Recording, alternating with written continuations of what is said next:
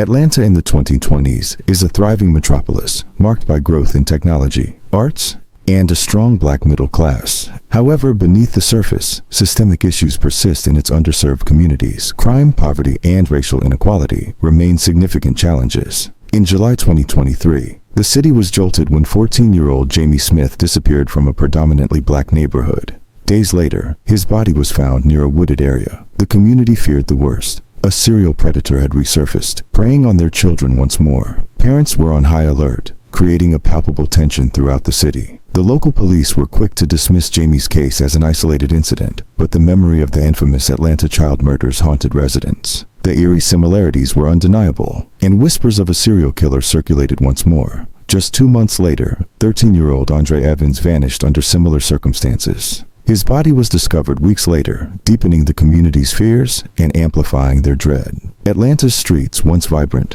were now shadowed by an overwhelming sense of loss and anxiety, as children became reluctant to play outside, and parents imposed strict curfews. As weeks passed, more children went missing, with reports surfacing throughout the summer of 2023. By fall, the body count had tragically grown. Young black children, including 12-year-old Angela Morgan and 9-year-old Bella Yisa, were abducted. All victims hailed from economically disadvantaged areas. The community felt as though history was repeating itself, with many fearing that the authorities were turning a blind eye to the unfolding tragedy. Schools implemented lockdown drills, while local organizations rallied to raise awareness, advocating for community safety and demanding action from law enforcement. By mid-2024, the media began to take notice, shining a national spotlight on Atlanta as a city under siege. Public pressure on authorities mounted, with prominent black activists demanding justice and accusing police of neglecting the murders of poor black children. The parallels between the Atlanta child murders of the 1970s and the current wave of violence were too stark to ignore. Social media became a powerful tool for activists, helping to organize protests and spreading the word about the victims, their families, and the urgent need for justice. Under immense pressure, the Atlanta Police Department established a new task force.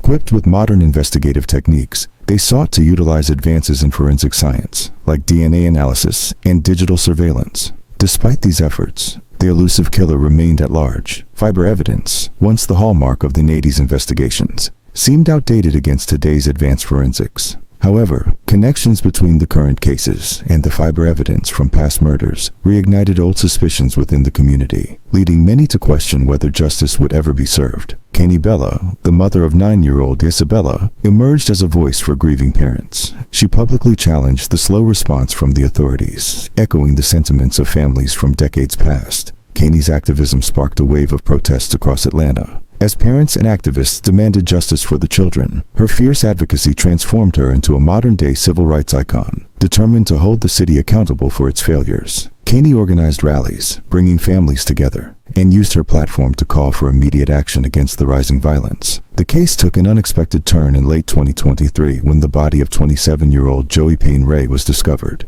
marking a shift in the killer's victim profile. Up to this point, all victims had been children and teens. Joey's murder led investigators to 23-year-old Jason Williams, an aspiring music producer with a troubled past. Forensic evidence linked him to several of the murders, including fiber traces that matched those found on some of the children. This revelation raised questions in the community about whether Williams was the killer or merely a convenient scapegoat. In early 2024, Jason Williams stood trial for the murders of Joey Payne Ray and 21-year-old Nat Caney. The prosecution focused heavily on the fiber evidence connecting him to the crime scenes. However, the defense argued that this evidence was circumstantial, calling into question the integrity of the investigation. The trial drew national attention, especially from the black community, who wondered if Williams was being scapegoated, much like Jason Williams had been decades earlier. The courtroom was filled with supporters and skeptics, adding to the already tense atmosphere. Even after Jason Williams was convicted, doubts lingered about his guilt in the child murders. Some believed he was a convenient suspect, while others pointed out that the killings had slowed but not ceased entirely following his arrest. The conviction brought little comfort to the families of the victims,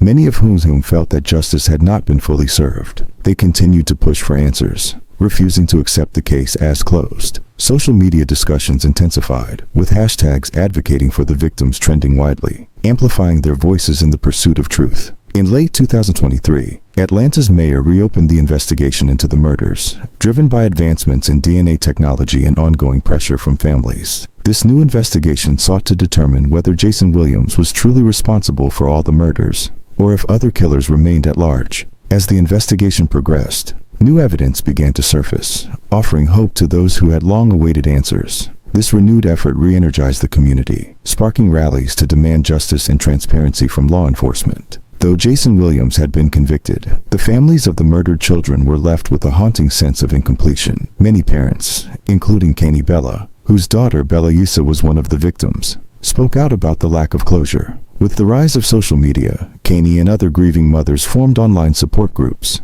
not only to comfort one another, but also to actively seek justice for their lost children. They met regularly, utilizing platforms like Facebook and Twitter to maintain pressure on police and politicians to continue investigating the unsolved murders. As time passed, many of these families struggled to move forward. They lived with the grim knowledge that their children had been taken from them, under horrific circumstances, with no one held accountable. The constant uncertainty fueled resentment and frustration. While some parents accepted Jason Williams' conviction as closure, others remained tormented by lingering doubts. They believed that he couldn't have acted alone, or worse, that he wasn't the killer at all. These unresolved questions haunted their lives, making it impossible to achieve any sense of peace. The conviction of Jason Williams largely rested on the fiber evidence found on the bodies of several victims. In today's context, the prosecution presented fiber analysis that linked materials found in Williams' home, car, and belongings to the victims. While this evidence appeared damning, many experts debated its reliability. Fiber evidence, once considered cutting-edge forensics, was now under scrutiny. The defense argued that fibers could come from numerous sources, while the prosecution maintained that the odds of these fibers randomly appearing on the victims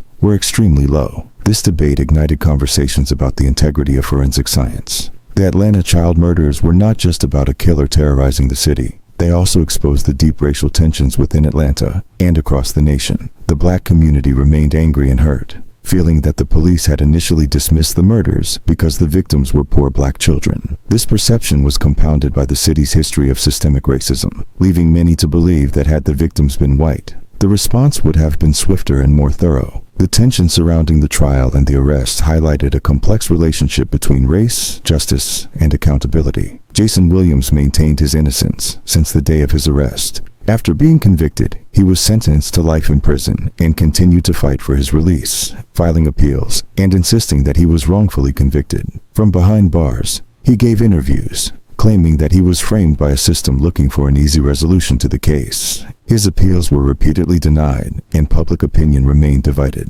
Advocates for his release argued that the original investigation was flawed, while Williams aged in prison, still fighting for the freedom he believed was unjustly taken from him. Watch out for more true crime cases ever.